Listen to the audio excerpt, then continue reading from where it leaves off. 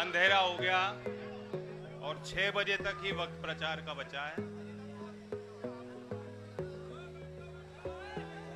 सारी बात मुझसे पहले भी कही गई है और आप खुद समझदार हो, आप भी समझ गए हो क्या करना है। आपने चौधरी अजीत सिंह जी को ताकत दी और उन्होंने अपने कलम का प्रयोग करके ये सोचते हुए काम किए कि आपके आने वाली पीढ़ियों को फायदा कैसे पहुंचेगा। मुझे याद है वे दिन जब वे भी सांसद थे और एक टर्म मथुरा से मैं एमपी बना था, लोकसभा में उनके साथ काम किया और मैं तो घर पे उनको देखता था।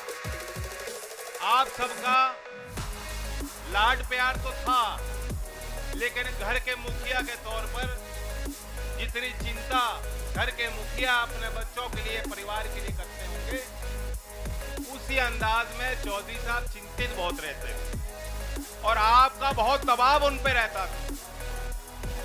हमेशा यही चिंता होती थी, गन्ने का भाव जैसे घोषित हो गया कि नहीं इसमें तो लागत नहीं पूरी हो रही, फलानी मिल पे जो है किसान धरने पे बैठे हैं, क्या समाधान निकाला जा सकता है।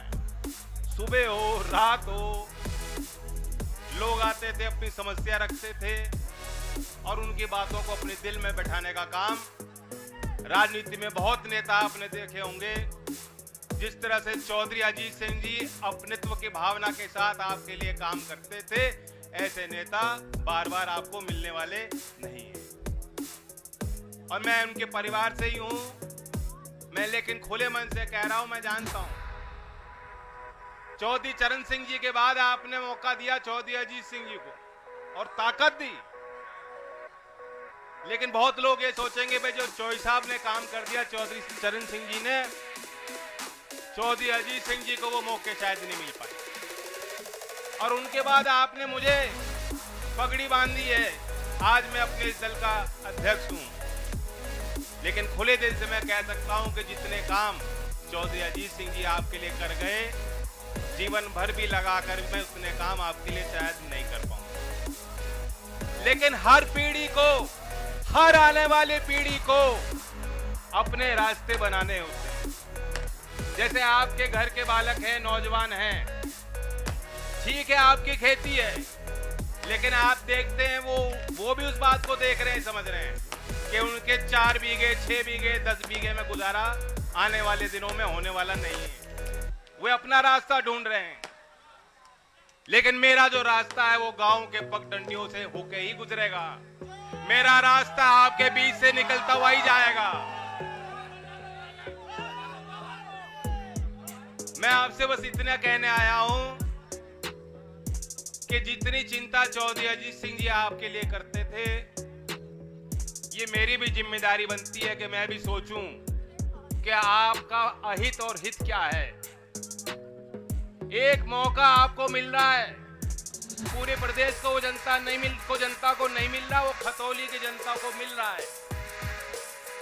जो कुछ भी बीते दिनों में हुआ, पिछले चुनाव में आपने प्रयास किए, कुछ ही वोटों से रह गए, बहुत लोगों को मलाल होगा।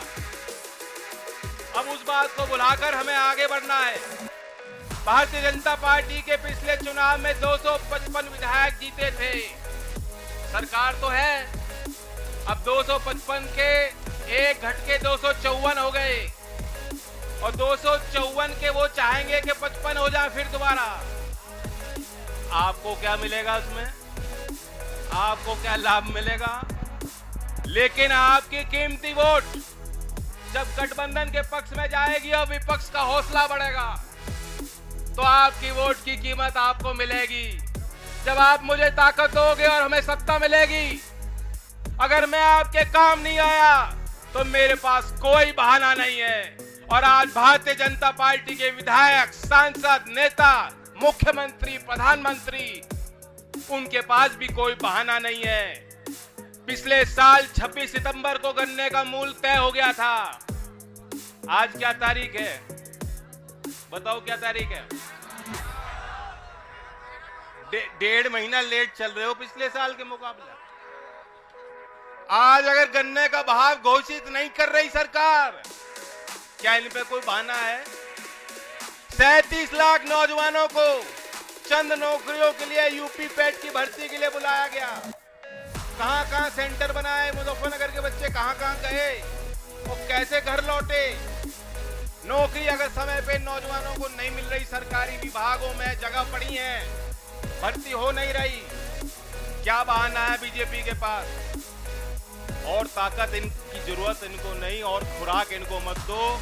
जिस तरह ये सांड खुले छुट्टे जो आपके खेत बर्बाद कर रहे हैं, वो भी अनगिनत हैं, और इनकी भी संख्या ज्यादा। जो लखनऊ विधायक जाते हैं भारतीय जनता पार्टी के, इनकी कोई गिनती नहीं, कोई पूछ नहीं है। और विपक्ष का एक विधायक और बनेगा तो भाईचारे को बनाए रखने के लिए, गन्ने के पेमेंट के विषय पे हो, या जो मीटर आपके खेत पे लग रहे हैं, बिजली के बिल भारी आ रहे हैं, या आपको नौकरी नहीं मिल रही, या सड़क बनते बनते उखड़ती जा रही है पीछे से, इन सवालों को लेकर जिस तरह राष्ट्रीय लोक दल का विधायक लड़ सकता है, भिड़ सकता है, भारतीय जनता पार्टी का विधायक तो पूंछ दबाकर वहां बैठा रहेगा, उसकी गिनती होने वाली नहीं है।